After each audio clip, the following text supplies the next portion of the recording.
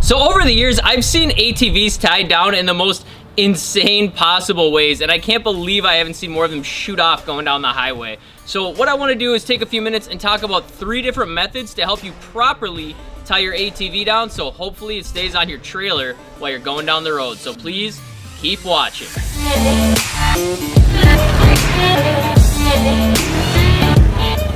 So welcome to Midwest ATV. If you are just discovering this channel for the first time, it's really all about helping you explore the unpaved with trailer reviews, gear reviews, and just other ATV tips and information. So if riding is one of your hobbies, definitely think about hitting that subscribe button. So as I mentioned in the intro, we're going to talk about 3 different methods for tying down your ATV, but there's a couple points I want to mention first, and they'll be super quick. And the first one is this is going to be done entirely with ratchet straps. So no E-tracks, no crazy gizmos installed, nothing like that. You've got a truck and a trailer or one or the other, and you've got some ratchet straps, and that's it. So that's what we're going with. Secondly, I want to talk about tie down points. Now your truck or trailer in this case should already have eyelets built in. So as you can see, we've got some eyelets right here. We've got these kind of scattered throughout the trailer, and trucks are generally the same way. You'll have a couple in there. You may need to have some extras added, you know, depending on your situation. But if you don't have any of those, I don't know what to tell you. You're probably going to have to, you know, come up with some unique way to make it safe and secure. Otherwise, just consider having some points welded in. It's not too overly expensive, and if you're going to use your trailer for riding often, you definitely won't regret it. Now, when it comes to tie down points on the actual ATV, you need to find a spot to tie it down that's safe, secure, and isn't going to damage your machine. I've seen some people do some crazy tie downs on their machines. For example, your axle, not a good spot to tie your ATV down, right? So I recommend the frame, or possibly a bumper if you have a nice solid bumper that's secured to the frame, or even a winch plate mount, something that's secured to the frame or just going to be extremely strong. All right, and the final thing I want to mention before we get started is ratchet straps themselves. Now, I'll put a link in the show note for these below. These were some of my favorite ratchet straps, and they were really inexpensive. They've worked really well. They're really strong. They're really durable. So not a sales pitch or anything. They're great. So if you're in need some, definitely check that link out down below. They don't, you know, they're strong. I haven't had a lot of frays with them. In fact, I've actually been able to keep kids locked up in my basement with these for months at a time without them even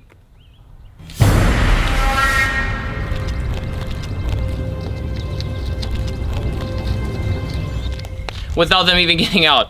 Ugh. So anyway, let's go ahead and get into the 3 methods. Okay, so the 3 methods we're gonna go over are the 4-point method, the front to front and back to back, and the front to back, back to front.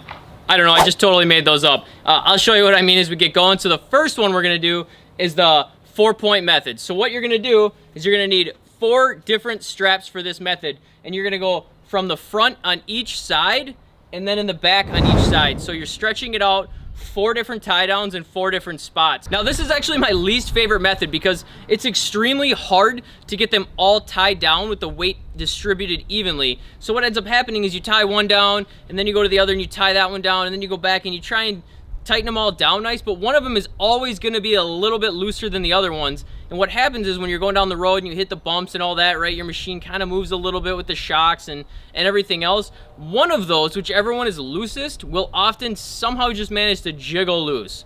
Now, not all the time. You might be able to do it and it works just fine, but it's just, I found that method when I use it is the only method where one actually seems to just kind of pop loose, and now you've got a strap dangling down on the side of the highway or wherever you are. Again, that is my least favorite method, but I just want to show it to you because it is a method and it does work. It's just, I don't think is ideal. All right, so method number 2 involves what we called front to front and back to back. That's stupid. I don't know where I came up with that. Basically, you're gonna tie the front end and the back end. So you're basically stretching it as you're tying it down, right? So you're pulling the front forward and you're pulling the back backwards. Here's this random photo, if that helps at all. But again, this method I like more than the 4-point method. However, it's still not my favorite one. So what you're gonna do is you're gonna put your tie down in your loop, wherever you're gonna tie it to, and then you're gonna loop it through the front of the machine and around to the other side. And then again, ratchet it down. So you're basically creating a V with 1 strap. So this method only actually requires 2 straps. So if you don't have 4 straps, obviously you're gonna resort to this method or the next method. Now I do like this method more than the 4-point method, and I feel like it's actually more secure, and I know it's only using 2 straps instead of 4, so you might be wondering how is that possible, but it stretches the machine and pulls it down all at the same time, and it really just gives it a good, nice feel. Okay, so while I think that method works well, my favorite method is actually the same concept, except you're gonna pull the machine against itself. So what you'll do is you'll hook into one point, and then you'll actually run your ratchet strap all the way to the opposite end of the vehicle, find a tie down or a loop there, and then run that strap all the way back to the other side of the vehicle again. So think of it again like a V, except your rings where it's tied down will actually be on the opposite side of the vehicle. And what that's doing is it's creating like an opposing force. So I'll put a picture up right here so you can kind of get a visual on what that means. This is my favorite method. I don't think I actually started using this until about 2 years ago,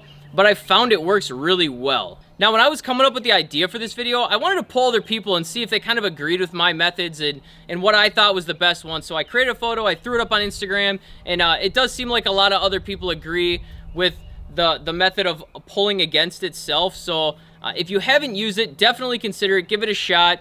Also, I gotta say, just because I prefer one method and some people on Instagram prefer one method, thanks for following me on Instagram, by the way, does not mean that it is the method for you. Not every truck, trailer, and ATV are created the same. So this is meant to give you 3 examples of ways you can tie your machine down. However, you gotta make sure at the end of the day, you find a method that works well for you and keeps your machine properly secured. I've seen ATVs come off of trailers and it's not pretty, and it's usually very expensive, not to mention it can be extremely unsafe. So find a method that works for you. Thanks for watching. Like this video if you like it, subscribe if you haven't already, and I hope to see you on the trail.